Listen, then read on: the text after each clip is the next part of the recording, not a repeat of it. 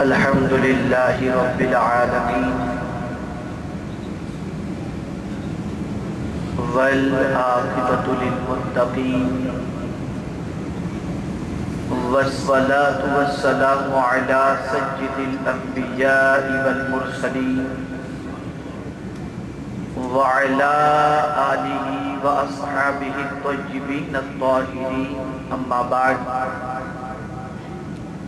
فاعوذ باللہ من الشیطان الرجیم، بسم اللہ الرحمن الرحیم، والضحیٰ واللیل اذا سجا، صدق اللہ العظیم۔ استاد العلماء فخر سادات حضرت علامہ سید ضیاء الدین صاحب قبلہ مدد اللہ العالی و دیگر علماء ذوی الاحترام و حاضرین بزم، السلام علیکم ورحمۃ اللہ وبرکاتہ۔ میں دل کی عطا گہرائیوں سے جماعت اہل سنت کے ذمہ داران کو اور ان کے رفقائے کار کو، علامہ مقصود قادری کے رفقائے کار کو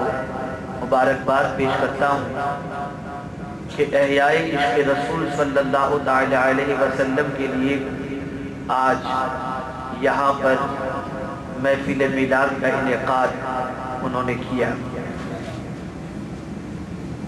آپ جانتے ہیں کہ وقت بہت مختصر ہے اور میں چاہوں گا کہ اس مختصر سے وقت میں اللہ کے رسول صلی اللہ تعالی علیہ وسلم کی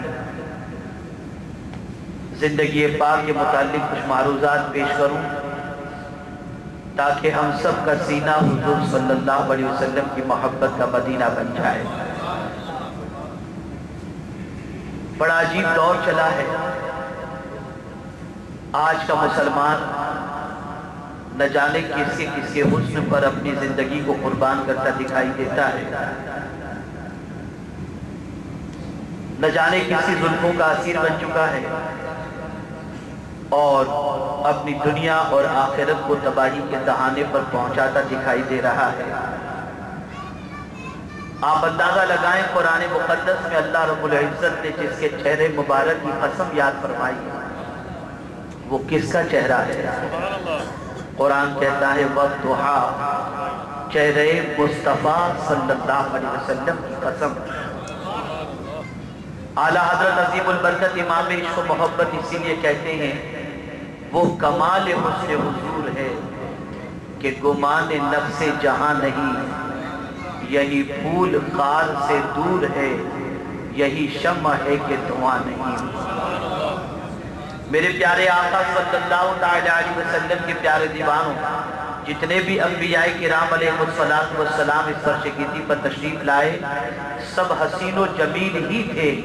اس لیے کہ دعوت کے کام کے لیے اللہ رب العزت کے پیغام کو انسانوں تک پہنچانے کے لیے پرسنالٹی کا بھی ہونا ضروری ہے۔ اس لیے اللہ رب العزت نے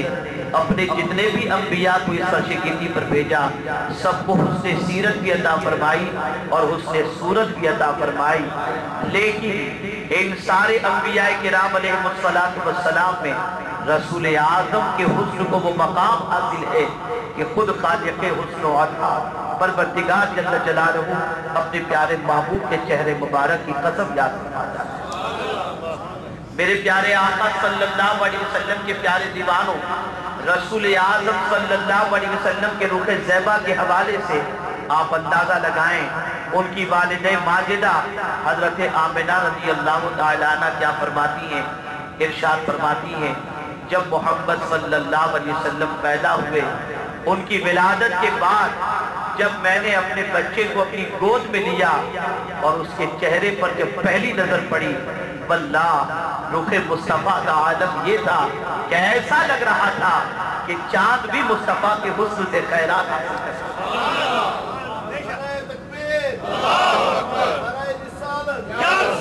حضرت علیمہ سعدیہ رضی اللہ تعالی عنہ رسول اعظم صلی اللہ علیہ وسلم کے حسن کی تصویر کھینچتی ہیں تو فرماتی ہیں کہ جب میں مکہ مکرمہ پہنچی اور کوئی بچہ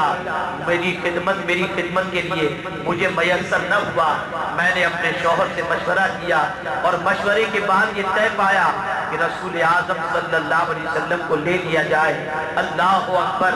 میں جب عبد المطلب کے گھر پہنچی تو وہاں پہنچنے کے بعد میں نے کہا اس بچے کو دکھایا جائے جس کی خدمت کا ذمہ مجھے حاصل ہونے والا ہے۔ اللہ اکبر! حضرت حلیمہ سعدیہ رضی اللہ تعالیٰ عنہ فرماتی ہیں سبز چادر کے اوپر سفید چادر اوڑے ہوئے رسول اعظم آرام فرما رہے تھے، ننھے سے بچے تھے، اور میں نے مصطفیٰ جان رحمت کی موہنی صورت کو دیکھی، اور آپ جب محو استراحت تھے تو آپ کے سینے مبارک پر میں نے اپنا ہاتھ رکھا تو آقا نے اپنی آنکھ کھولی اور اس کے بعد مسکرائے۔ مسکراہٹ کے حوالے سے امام عشق و محبت کہتے ہیں جس کی تسکین سے روتے ہوئے ہنس پڑے اس تبسم کی عادت پہ لاکھوں سلام۔ اللہ اکبر! حضرت حلیمہ سعدیہ رضی اللہ تعالیٰ عنہ فرماتی ہیں کہ جب رسول اعظم صلی اللہ علیہ وسلم مسکرائے تو میں نے محسوس کیا کہ آقائے کائنات کے روح زیبا کے نور سے صرف یہی نہیں کہ گھر منور ہے، مجھے ساری کائنات منور اللہ ہوتی ہے۔ میرے پیارے آقا صلی اللہ علیہ وسلم کے پیارے دیوانوں، اللہ رب العزت نے رسول اعظم صلی اللہ علیہ وسلم کو بڑا حسین و جمیل پیدا فرمایا تھا، اسی لیے حضرت حسان بن ثابت کہتے ہیں وَأَحْسَنُ مِنْكَ لَمْ تَرْقَتْ عَيْنِي وَأَجْمَلُ مِنْكَ لَمْ تَلِدِ النِّسَاءُ خُلِقْتَ مُبَرَّأً مِنْ كُلِّ عَيْبٍ كَأَنَّكَ قَدْ خُلِقْتَ كَمَا تَشَاءُ۔ میرے پیارے آقا صلی اللہ علیہ وسلم کے پیارے دیوانوں، آج یہ میں آپ کو بتاؤں اللہ رب العزت نے رسول اعظم صلی اللہ علیہ وسلم کو کتنا حسین و جمیل پیدا فرمایا تھا۔ میرے پیارے آقا صلی اللہ علیہ وسلم کے پیارے دیوانوں، آج جو لوگ یہ کہتے ہیں کہ رسول اعظم کے ذکر پاک کی محفل، آپ کے حسن صورت و سیرت کی ذکر کی محفل، یہ ساری محفلوں کی کیا ضرورت ہے؟ میں کہتا ہوں ہم سے نہ کہو، ہمیں تو یہ ورثہ ملا ہے، صحابہ کرام کی زندگی سے ملا ہے، صحابہ کرام کے انداز حیات سے ملا ہے۔ جانتے ہیں آپ حضرت ابو ہریرہ رضی اللہ تعالیٰ عنہ مدینہ منورہ کے حدود کے قریب بیٹھے رہتے تھے، اور جب کوئی قافلہ مدینہ منورہ میں داخل ہونے کے لیے جب قریب ہوتا تو ان قافلے والوں سے پوچھتے تھے کیا تم میں کوئی ایسا بھی ہے جس نے جلوہ مصطفیٰ کو نہیں دیکھا؟ اللہ اکبر! قافلے کا کوئی فرد اگر کہتا کہ میں دیدار مصطفیٰ صلی اللہ علیہ وسلم سے محروم ہوں اور میں نے رسول اعظم صلی اللہ علیہ وسلم کی زیارت نہیں کی ہے، تو حضرت ابو ہریرہ رضی اللہ تعالیٰ عنہ اسے وہی بٹھاتے اور بٹھانے کے بعد آقا کے حسن کی تعریف شروع فرما دیتے تھے، آقا کے جمال کی تعریف بیان کر دیتے تھے، آقا کے حسن کے حوالے سے اس کے سامنے اس طرح سے دھکا کھینچتے تھے کہ اس کی چیخیں نکل جاتی تھی اور کہتا تھا کہ کاش ان آنکھوں سے میں جمال مصطفیٰ دیکھ لیا ہوتا۔